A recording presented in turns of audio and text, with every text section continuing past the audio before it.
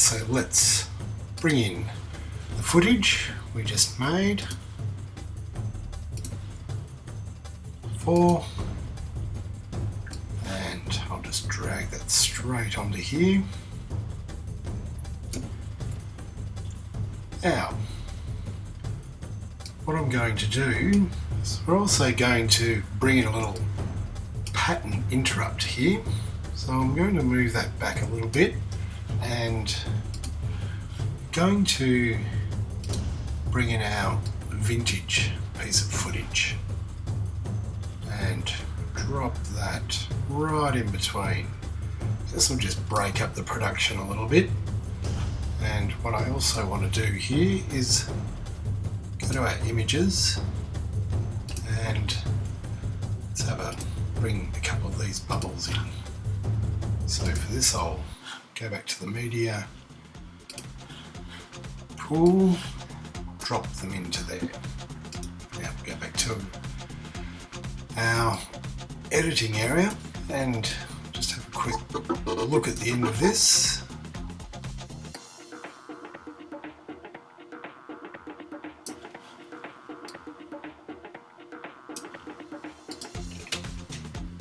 And play that through. Okay, now I'm going to do a couple of things with this bit of footage. First of all, I'm going to increase its size so we can lock these together or lock them or unlock them, which means if I zoom the X, it will just stretch it out, likewise, and if we lock them, then it'll move everything out. Now this bit of footage was just really interesting because it's obviously vintage, old time, and one girl just looks like, this girl here looks like she's saying something that this one here isn't too happy about. That's the way I interpret it. So what I'm going to do is we're going to put a couple of talking, going to put a talk bubble of what she's saying, and then we're going to put a thought bubble of what she's thinking. Ultimately, this is a very short clip. So what we're going to do is we're going to freeze it right at about there. Now, this is quite easy to do too. First thing we need to do is right mouse click, retime controls. And now we have our little arrows. This allows us to speed up, slow down the footage. I'm going to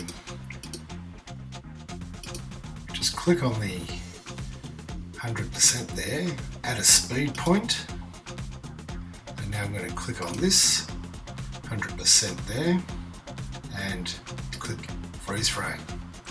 Okay, so all this section in here is going to be frozen. So now that when we go back and have a look at it,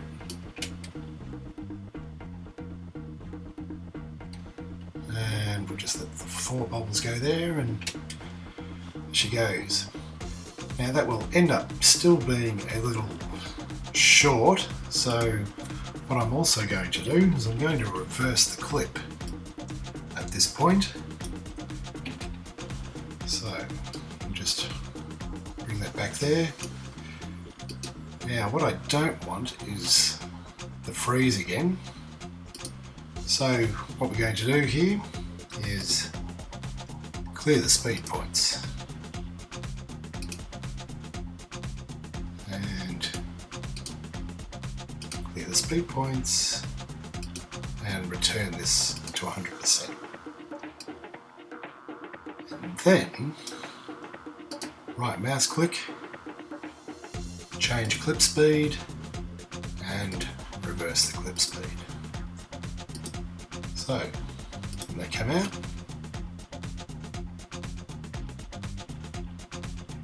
and they're actually backwards, but you can't really tell, and then we'll just fade that out. There's a little cross dissolve there.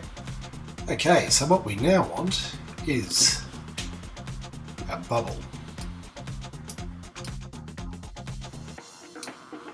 Go back to here.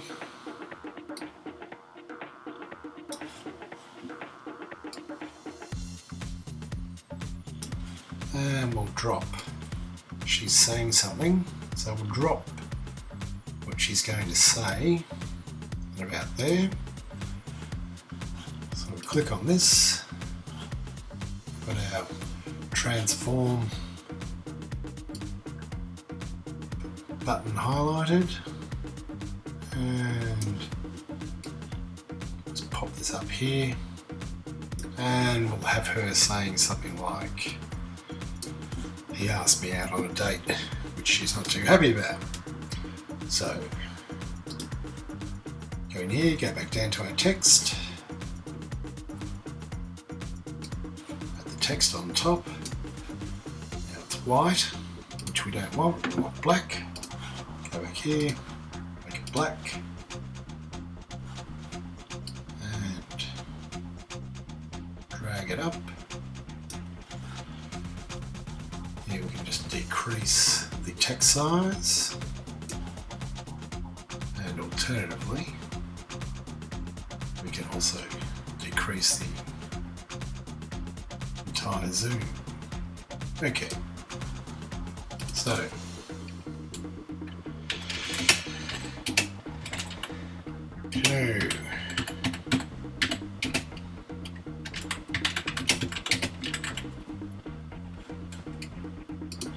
okay,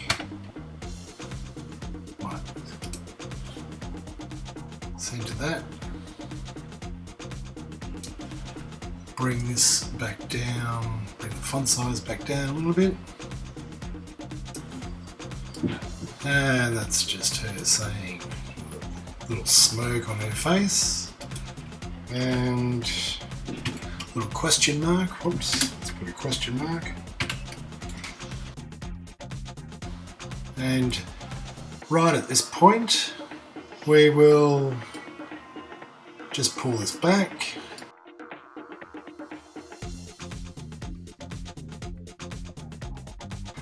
And what we'll also do is bring in the thought bubble of the other girl.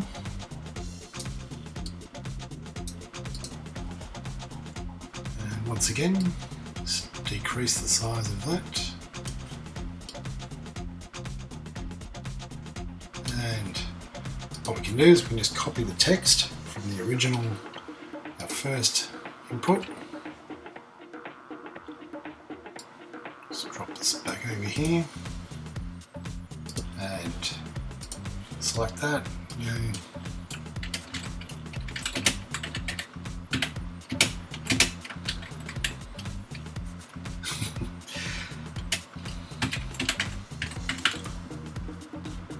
Okay, so here's our little pattern interrupt. This might keep the production a little bit more interesting. What we'll quickly do is we'll just add some fade text.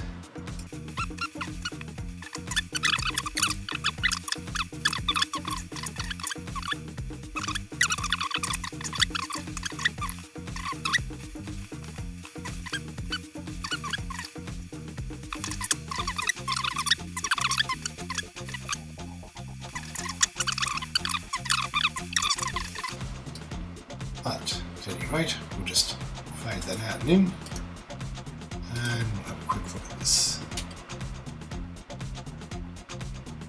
Okay, we can obviously bring her in talking a little bit earlier.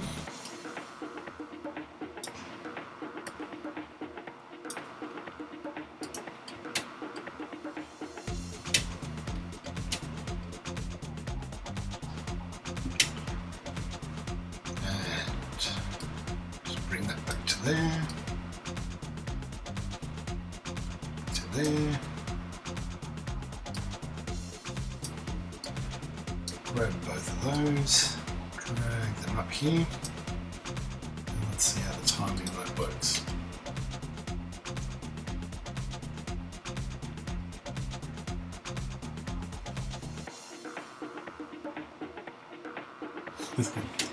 Okay, now I'll leave that section there, and what we're going to do next is work just with a couple of images and a couple of little editing techniques you can use just to